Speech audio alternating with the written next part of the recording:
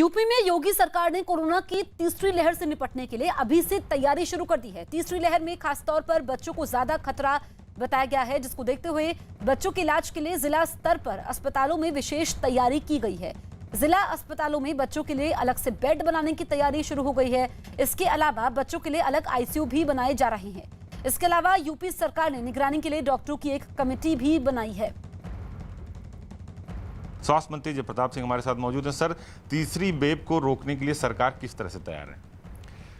तीसरी वेव का जो भी संभावनाएं विशेषज्ञ द्वारा बोला जा रहा है, जिसमें 18 साल के नीचे बच्चे संक्रमित हो सकते हैं या नवजात शिशु भी संक्रमित हो सकते हैं, इसको लेके हमारे जितने भी पीडियाट्रिक आईसीयू है वो सबकी तैयारी हम लोग कर रहे हैं। जहाँ जहाँ हमको बढ़ाना है, जहाँ हमको लगाना है, इसकी पूरी तैयारी हम लोग कर रहे हैं। ये सर्वाधिक हमारे मेडिकल कॉलेजेस में रहेगा, उसमें 100 बेड के पीडियाट्रिक आईसीयू रहेगा और जिला अस्पतालों पर 20 से 25 बेड का रहेगा। और पूरी यूपी के सभी अस्पतालों में बच्चों के लिए अलग से बेड बनाया जा रहा है, वार्ड बनाया जा रहा है? हाँ, नहीं देखिए, पीडियाट्रिक आईसीयू तो काफ़ी हमारा बना भी है पहले से।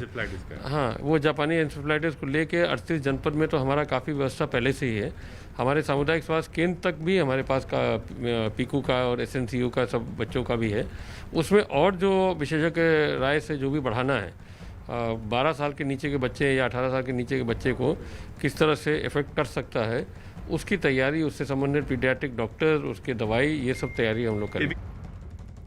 कोरोना की तीसरी लहर को लेकर बच्चों पर जिस खतरे की आशंका जताई जा रही थी, उसकी घातक तस्वीरें दूसरी लहर में ही नजर आने लगी है। देश में कोरोना से ठीक हो चुके कुछ बच्चों में MIS नाम की खतरनाक बीमारी पाई गई है। यानी जो बच्चे कोरोना से ठीक हो रहे हैं, उनमें से कुछ बच्चों को ठीक होने के बाद एक घातक बीमारी घेर रही है।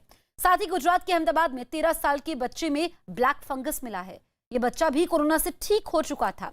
दूसरी लहर में कोरोना ने शहरों के बाद गांवों का रुख किया, बुजुर्गों के अलावा युवाओं का रुख किया और अब वो बच्चों पर हमला कर रहा है। मासूमों पर कोरोना और उसके साथ साथ कुछ और घातक खतरे मंडरा रहे हैं। इन खतरों को लेकर बहुत सावधान रहने की जरूरत है, क्योंकि मामला हमारे मासूमों का है।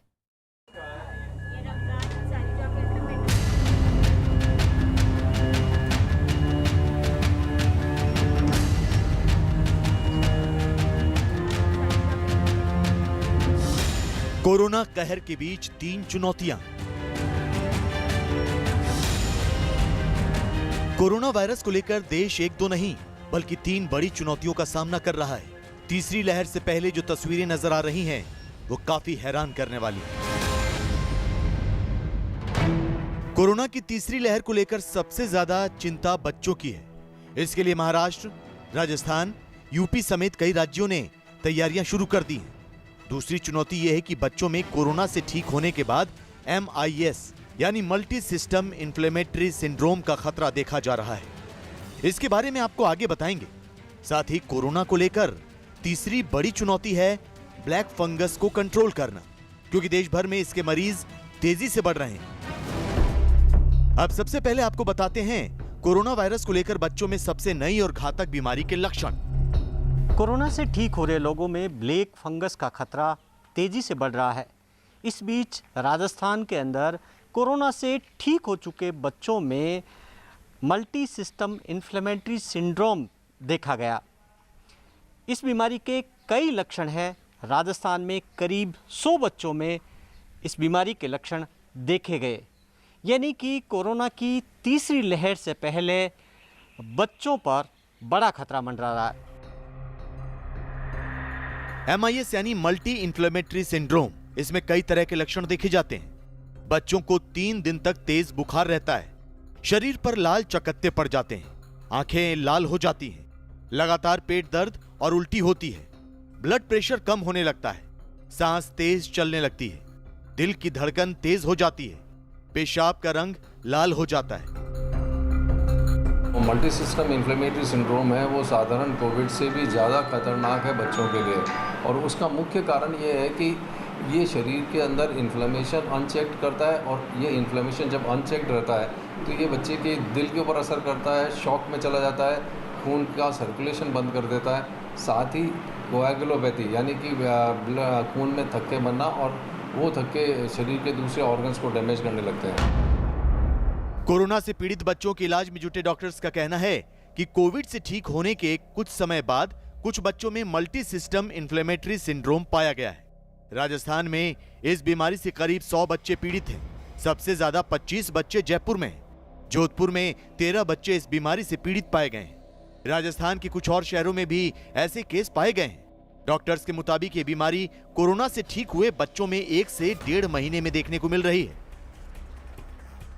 ये MISC है, multi organ inflammatory syndrome type की डिजीज़ है बच्चों में।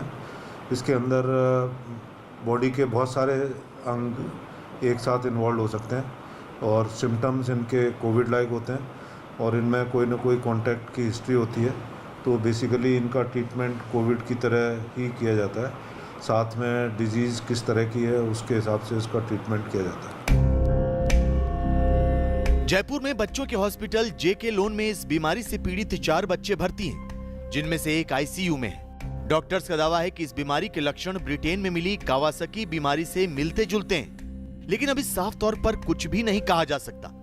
राहत की बात यह है कि समय पर लक्षण पहचान कर इलाज शुरू कर दिया जाए तो 5 से 6 दिन में इसे पूरी तरह ठीक किया जा सकता है, लेकिन इसके लिए कोरोना से ठीक हुए बच्चों पर लगातार निगरानी रखनी होगी।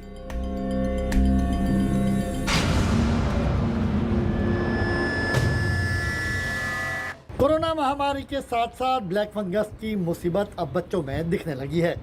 अहमदाबाद में ब्लैक फंगस का पहला मामला सामने आया है। यहाँ एक निजी हॉस्पिटल में कोरोना का इलाज कराने के बाद बच्चे की रिपोर्ट नेगेटिव आई, तो कुछ दिनों बाद उसमें ब्लैक फंगस की पुष्टि हुई। मासूम की जान बचाने के लिए उसकी आंख के नीचे ऑपरेशन करके ब्लैक फंगस निकाला गया। अहमदाबाद के एक निजी हॉस्पिटल में बच्चों में ब्लैक फंगस के मामले ने सबको हैरान कर दिया। डॉक्टर्स की चिंता भी बढ़ गई है, क्योंकि गुजरात में ब्लैक फंगस के केस बहुत ज्यादा हैं। डॉक्टर्स के मुताबिक 13 साल का बच्चा कोरोना से संक्रमित हो गया था, लेकिन इलाज के बाद वो स्वस्थ हो गया। हालांकि कुछ दिनों बाद उसे आंखों के नीचे दर्द की शिकायत रहने लगी, जिसके बाद जांच में ब्लैक फंगस की पुष्टि हुई है। डॉक्टर्स की टीम ने ऑपरेशन करके बच्चे को बचा लिया है, लेकिन वो इस केस पर रिसर्च भी कर रहे हैं। पहला केस हमने देखा है, तो उससे हमारी ये धारणा भी टूट गई है कि म्यूकोरमाइकोसिस बच्चों में नहीं होगा, ये भी हमने देख लिया है। जिस तरीके से हमें एडल्ट्स के अंदर बहुत सारे केसेस देखने को मिल रहे थे म्यूकोरमाइकोसिस के, हमने बहुत सारे कॉम्प्लिकेशंस भी देखे। यही सारी चीज़ बच्चों में भी संभव है, ये इस केस ने साबित कर दिया है। ऑपरेशन हमारी सर्जिकल टीम ने किया था। ऑपरेशन डेफिनेटली जटिल था, क्योंकि बच्चे का साइनस की सर्जरी हुई, उसका तालू निकाला गया और उसके राइट साइड के ऊपर के दांत निकाले गए। ये लंबा, कठिन, जटिल ऑपरेशन था। और उससे भी दुखदायी बात यह है कि बच्चे के लगभग 1/4 दांत निकाल देने पड़े।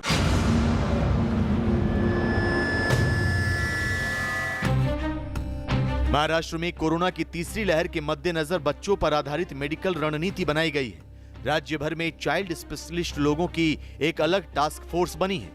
मुख्यमंत्री उद्धव ठाकरे के निर्देश पर बनी टास्क फोर्स पूरे राज्य में सभी छोटे बड़े शहरों में डॉक्टर्स को बच्चों के मामलों पर सलाह देंगे। साथ ही राज्य सरकार को भी जरूरी उपाय करने के लिए अपनी राय देगी। महाराष्ट्र में सभी जगहों पर एक अलग चाइल्ड केयर यूनिट बनाने का काम भी शुरू हो चुका है।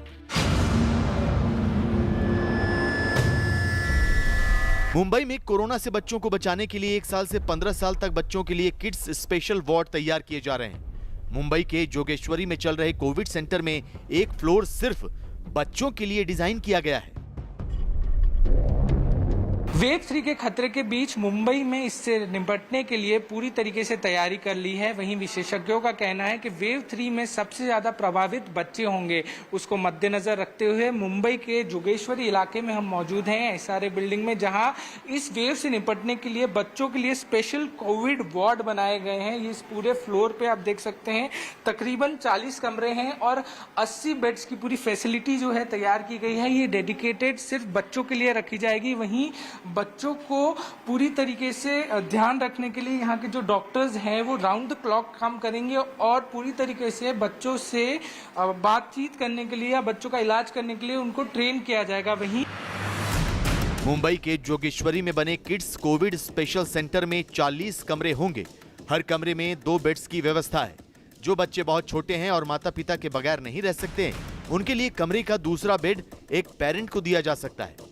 जोगेश्वरी में ये खास इंतजाम बीएमसी और डॉक्टर्स फॉर यू एनजीओ ने मिलकर तैयार किया है। एमसीजीएम के साथ कोलैबोरेट करके बच्चों के लिए बहुत कुछ कर रहे हैं। जैसे ये सेंटर टोटल 600 बेडेड सेंटर है, जिसमें हमने 140 बेड ऑक्सीजन सपोर्टेड लगाया है और 80 बेड सिर्फ पेडियाट्रिक रखा है। जैसे ये रूम है वो fully paediatric, it is like a semi ICU setup कि बच्चों को यहाँ से कहीं जाने का जरूरत नहीं पड़ेगा। काफ़ी चाइल्ड फ्रेंडली बनाया हुआ है, उनके पेरेंट्स भी साथ में रह सकते हैं। महाराष्ट्र की तरह उत्तर प्रदेश में भी कोरोना की संभावित तीसरी लहर को लेकर बच्चों के लिए खास इंतजाम किए जा रहे हैं।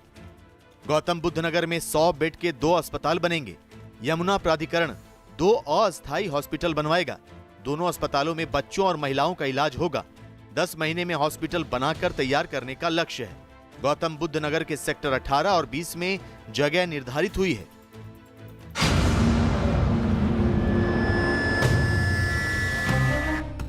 कोरोना के खिलाफ लड़ाई में sir HN Reliance foundation hospital ने एक बार फिर अहम भूमिका निभाई है। रिलायंस फाउंडेशन की ओर से वर्ली में national sports club of India में 650 बेड वाला हॉस्पिटल चलाया जा रहा है। इसमें 100 बेड विशेष तौर पर बच्चों के लिए तैयार किए गए हैं। इसके अलावा 20 आईसीयू बेड भी बनाए गए हैं। रिलायंस फाउंडेशन 500 फ्रंटलाइन वर्कर्स, जिनमें डॉक्टर्स, नर्स और नॉन मेडिकल स्टाफ शामिल हैं, जो मेडिकल सुविधाओं की लगातार निगरानी कर रहा है। रिलायंस फाउंडेशन ने कोरोना को लेकर चल रही जंग में लोगों का साथ देने का संकल्प दोहराया है। रिलायंस फाउंडेशन की चेयरपर्सन नीता अंबानी ने कहा है,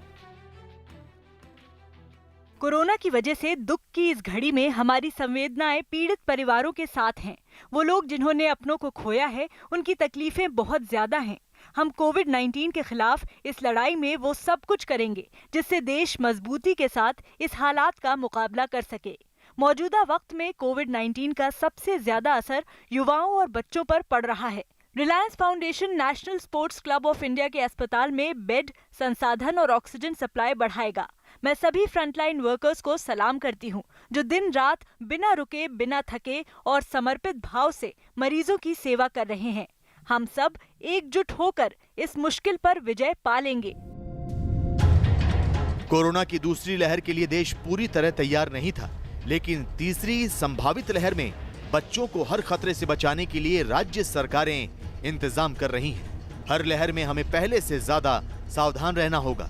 इस बार कोरोना वायरस से ठीक होने के बाद जिस तरह बाकी बीमारियों का खतरा बढ़ रहा है, उसे लेकर सतर्क और जागरूक रहना होगा, क्योंकि सबसे बड़ा संभावित संकट बच्चों को लेकर है। हमें मासूमों को कोरोना से भी बचाना है और ठीक होने वाले बच्चों को उसके साइड इफेक्ट से भी सुरक्षित रखना है।